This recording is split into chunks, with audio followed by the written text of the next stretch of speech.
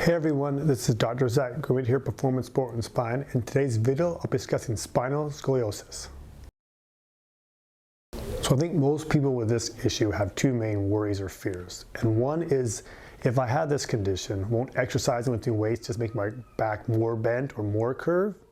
And then secondly, if I have a scoliosis, isn't it more likely that I'll have back pain?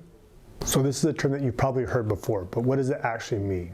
Well, it's a spinal deformity defined as a curvature of greater than 10 degrees of the most tilted vertebrae.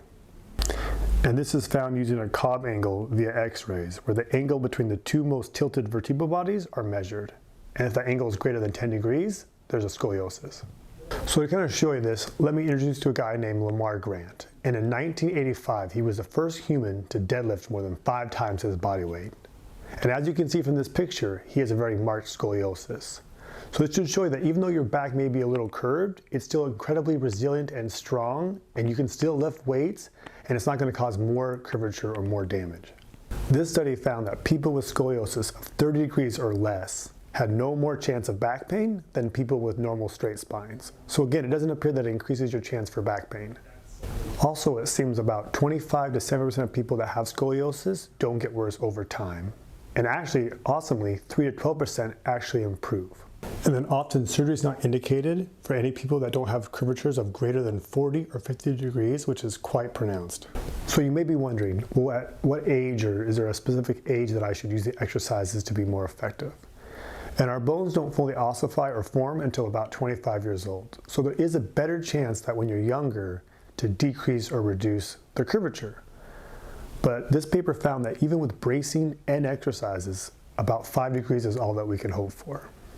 The main takeaway I want you to get from this video is scoliosis to most degrees is just a normal variation. We're all different heights and built. We're not built in car factories. So most of you will have a small scoliosis, and that's just fine. It's normal. It's not a big deal.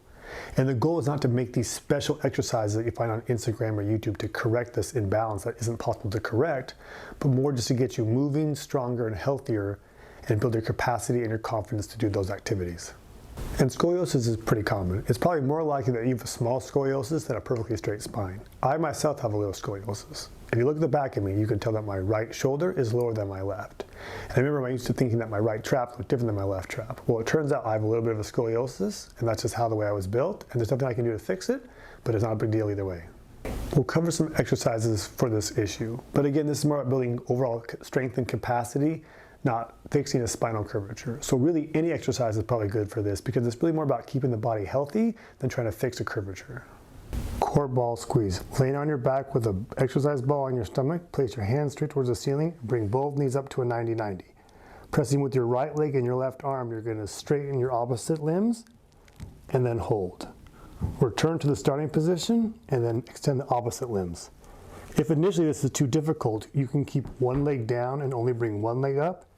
But again, practice on extending the opposite limbs, and then as time goes on, work on progressing back to here and then doing both. A good entry-level exercise is the bird dog. So on your hands and knees, you're going to straighten one arm and the opposite leg, hold for 1 to 5 seconds, return to the starting position, and then extend the opposite leg and arm, and again hold for 1 to 5 seconds. Over time, you can hold the arm and leg out longer to make it more challenging. We'll give you recommended sets and dosage, but individualize it to the person, and you should feel tension over your core and lower back. So the knee plank. So getting on your forearms and your knees with your hips in line with your shoulders, you're going to hold this position to tolerance or for 20 to 40 seconds. Over time, to increase the difficulty, you can go up onto your toes and then hold for the duration we say. The goblet squat's a great exercise as holding the weight in front helps exercise the back and build strength. So we're going to squat down to a box and then stand up. Again, make sure to keep your weight over your midfoot and stand up with your hips. Don't lean forward and stand up with your back. In time, if you want, you can remove the box and just do a full bodyweight squat or increase the weight. So a dumbbell row. In a kneeling position with your hand on a step or a bench, you're going to grab a light to moderate weight. Bring your arm down and then pull the dumbbell up to the ceiling in a sawing motion, and you should feel tension over your arm and your upper back. We recommend starting with the light weight if you haven't done this before, and then progress accordingly. Thank you for watching our video on spinal scoliosis. We hope this realizes that you don't have to fix your spine and all you gotta do is exercise and get stronger. If you did find the video helpful, please like it and subscribe to our channel, and don't forget to check out our other videos.